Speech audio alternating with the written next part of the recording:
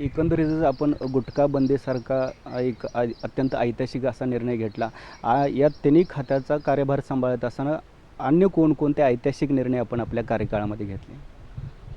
माझ्या दृष्टीनं म्हणाल तर आरोग्याच्या दृष्टीने विचार केला तर गुटखाबंदी हा एक क्रांतिकारक निर्णय होता.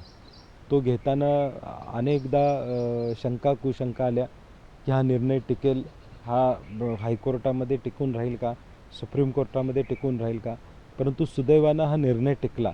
गृह खात्याचं म्हणलं तर पोलिसांच्या मुलांना आरक्षण देण्याची भूमिका आम्ही प्रामुख्यानं त्या ठिकाणी स्वीकारलेली आहे. 61,000 पोलीस भरती ही या पुढच्या 5 वर्षामध्ये करण्याचा निर्णय आम्ही महाराष्ट्र शासनामध्ये करून घेतला, जो राज्याच्या हिताच्या दृष्टीनं महत्त्वाचा निर्णय. ग्रामविकास विभागातर्फे पाणी वाचवा गाव वाचवा अभियान हे आम्ही यावर्षीपासून सुरू केले. 5 वर्षानंतर ह्याची यशोगाथा ज्यावेळी बघितली जाईल त्यावेळी निश्चितपणे लक्षात येईल की या योजनेचा फायदा ग्रामीण भागामध्ये पावसाचं पडलेलं पाणी वाचवण्यामध्ये आणि ग्राउंड वॉटर लेवल वाढण्यामध्ये निश्चितपणे मदत झालेली दिसेल. महालक्ष्मी तीर्थक्षेत्राला आम्ही 120 कोटीच्या आराखड्याला मंजुरी दिली. 10 कोटी आता आम्हाला त्यातले मिळत आहेत. त्यामध्ये काही तांत्रिक अडचणी आल्या होत्या म्हणून तो प्रकल्प मागं पडला होता.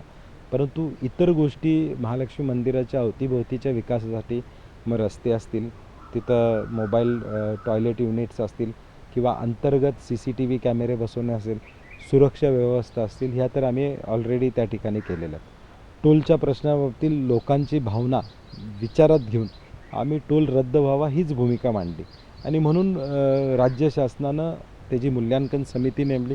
आता मूल्यांकन लवकर येणं अपेक्षित. LBT आणि जकात हे विषय बरेच वर्ष चर्चेत आहेत. मला आपल्या माध्यमातून लोकांना सांगायचं आहे की ज्यावेळी LBT चालू झाली त्यावेळी आम्ही कुणी ती चालू केली नाही. व्यापाऱ्यांनी पत्र दिलं की जकात रद्द करा आणि LBT लावा. हे पत्र सर्व व्यापाऱ्यांनी दिले आणि त्यावेळी हे निर्णय झाला महापालिका स्तरावर. हा राज्य शासनाचा प्रश्न नाही आहे, हा महापालिकेचा प्रश्न आहे. कारण की शेवटी जे उत्पन्न जकात आणि LBT मिळते ते शासनाला मिळत नाही तर ते महापालिकेला मिळतं आणि म्हणून आम्ही निर्णय घेतला, LBT रद्द करण्याचा निर्णय घेतला आणि महापालिका स्तरावर याची अंमलबजावणीची जी काही यंत्रणा आहे महापालिकेने तो निर्णय घ्यावा या पद्धतीची भूमिका राज्य शासन म्हणून आम्ही घेतलेलं. सगळे मिळून काँग्रेस राष्ट्रवादीचे आमदार जास्तीत जास्त कसे निवडून येतील या जिल्ह्यातनं हा आमची प्रायोरिटी असणार.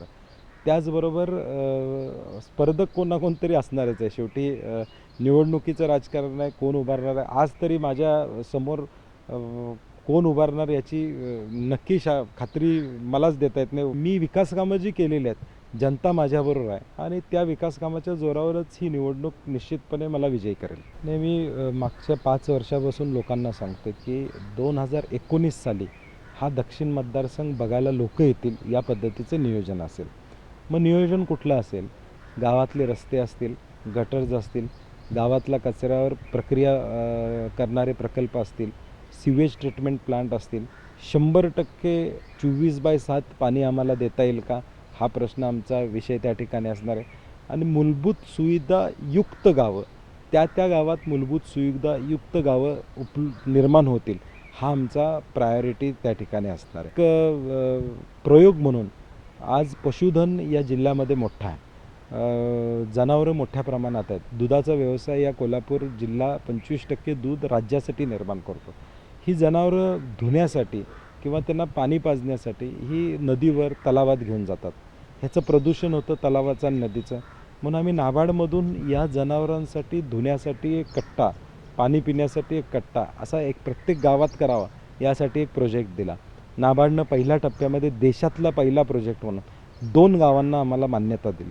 आता एकदा हा प्रकल्प सक्सेसफुल झाला तर तो संपूर्ण मतदारसंघात आम्ही राबवू आणि कदाचित तो देशभर देखील जाईल ही कल्पना माझी होती. मग त्या पाण्यावर काहीतरी आपल्याला प्रक्रिया करतात. ते पाणी नदीत जाणार नाही, ते पाणी तलावात कुठल्या जाणार नाही आणि त्याचं प्रदूषण होणार नाही. या दृष्टीनं एक पारदर्शक प्रकल्प आम्ही 2 गावामध्ये करतो. तो जर यशस्वी झाला तर मला वाटते माझ्या दृष्टीनं अत्यंत महत्त्वाचं असेल. एकंदरीतच भावनेचं राजकारण न करता विकासाचा मूलमंत्र हाच गृहराज्यमंत्री सतेज पाटील यांचा यंदाच्या निवडणुकीत देखील मंत्र असणार आणि हा मंत्रच पुन्हा एकदा या मतदारसंघामध्ये इतिहासाची पुनरावृत्ती करणारा अशी ठाम खात्री त्यांनी या ठिकाणी व्यक्त केलेली आहे. कोल्हापूर दक्षिण विधानसभा मतदारसंघामध्ये विकास कामांचा प्रचंड असा डोंगर उभा केल्याचा दावा गृहराज्यमंत्री आणि या मतदारसंघाचे विद्यमान आमदार सतेज पाटील यांनी केलेला आहे. मात्र त्यांचा हा दावा खरा किती आणि खोटा किती हे देखील आपण तपासून पाहिलं पाहिजे. त्यासाठी या विषयावरती बोलण्यासाठी आता आपल्यासोबत माहिती अधिकार कायद्याअंतर्गत काम करणारे दिलीप देसाई स्वतः उपस्थित आहेत. आपण त्यांच्याकडून जाणून घेऊयात की गृहराज्यमंत्री सतेज पाटील यांनी जे या मतदारसंघामध्ये केलेलं काम आहे आणि त्यांनी जो केलेला दावा आहे तो खरा आहे का. बंटी पाटलांचं म्हणणं आहे की या मतदारसंघामध्ये प्रचंड काम मी केलेलं आहे. दावा मंत्र्यांनी केला हा त्यांचा वैयक्तिक प्रश्न आहे, पण या कोल्हापूर शहरामध्ये गेली 20 वर्ष पंचगंगा प्रदूषणाचा अत्यंत गंभीर प्रश्न आहे, तो आज अखेर सुटलेला नाही. या कोल्हापूरला थेट पाईपलाईननं पाणी देतो असं अनेक मंत्र्यांनी सांगून गेले, आज अखेर आम्हाला स्वच्छ पिण्याचं पाणी नाही. या कोल्हापूरमध्ये कचऱ्याचा प्रश्न आहे, तोही सुटलेला नाही. या कोल्हापूरमध्ये रस्त्याचा प्रश्न आहे, तोही सुटलेला नाही. या कोल्हापूरमध्ये हद्दवाढीचा प्रश्न आहे, तोही सुटलेला नाही. या कोल्हापूरमध्ये कोल्हापूर महालक्ष्मीचं तीर्थक्षेत्र करण्याचा आराखडा होता, तोही आज झालेला नाही. त्यामुळं या कोल्हापूर जनतेच्या मूलभूत ज्या गरजा आहेत त्या आजपर्यंत पूर्ण करण्याचा कोणत्याही मंत्र्याने अथवा आमदारांनी अथवा खासदारांनी अथवा लोकप्रतिनिधींनी पूर्ण केलेलं नाही. फक्त आणि फक्त आश्वासनं दिलेली आहेत आणि ह्या आश्वासनाचे डिजिटल बोर्ड मात्र कोल्हापुरात झळकलेले आपल्याला दिसतील. निव्वळ आश्वासनं द्यायची आणि आश्वासनाची पूर्ती करायची नाही हे मात्र बरोबर नाही. त्यामुळं सत्ता आज अखेर भोगली, मंत्रिपद भोगलं, पण भविष्यामध्ये सुद्धा आपण मंत्री नव्हे मुख्यमंत्री व्हा, पण या कोल्हापूरचे प्रश्न खऱ्या अर्थाने खरे प्रश्न तुम्ही सोडवले पाहिजेत. ते आज अखेर सोडवलेले नाहीत असं माझं एक मतदार म्हणून मत आहे. त्यांनी कामं केलेली आहेत हे म्हणणं तितकं योग्य वाटणार नाही. त्याचं कारण असं की त्यांनी कामं करण्यासाठी प्रयत्न केलेले आहेत, नवीन नवीन योजना आणण्यासाठी प्रयत्न केलेले आहेत, परंतु आज अखेर कोणती योजना पूर्ण झालेली नाही. हे जे मूलभूत गरजा ज्या आहेत त्या सुटलेल्या नाहीत. कोल्हापूरपेक्षा त्यांनी जिल्ह्यावर गृहराज्यमंत्री म्हणून काम चांगल्या रीतीनं केलेलं आहे. त्यांनी चांगलीही कामं केलेली आहेत, पोलिसांना घरं मिळवून दिलेली आहेत, पोलिसांच्या मुलांना शिक्षणासाठी त्यांनी काम केलेलं आहे, किंवा CCTVचं आता त्यांनी फुटेज बसवावं जिथं तिथं संवेदनशील भाग आहे अशा ठिकाणी त्यांनी योजना राबवलेल्या आहेत.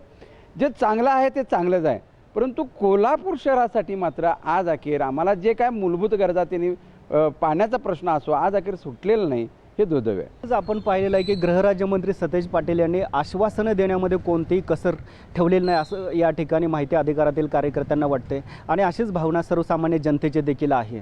त्यामुळं या निवडणुकीमध्ये गृहराज्यमंत्री सतेज पाटील यांना कोणतीतरी ठोस भूमिका घ्यावी लागणार आहे हे मात्र निश्चित. यानंतर या मतदारसंघाचा पंचनामा असा सुरू राहणार आहे. मात्र आता वेळ झालेली आहे एका छोट्याशा ब्रेकची, त्यामुळं आता आम्ही ब्रेक घेणार आहोत. मात्र तुम्ही पाहत राहा फक्त जय महाराष्ट्र.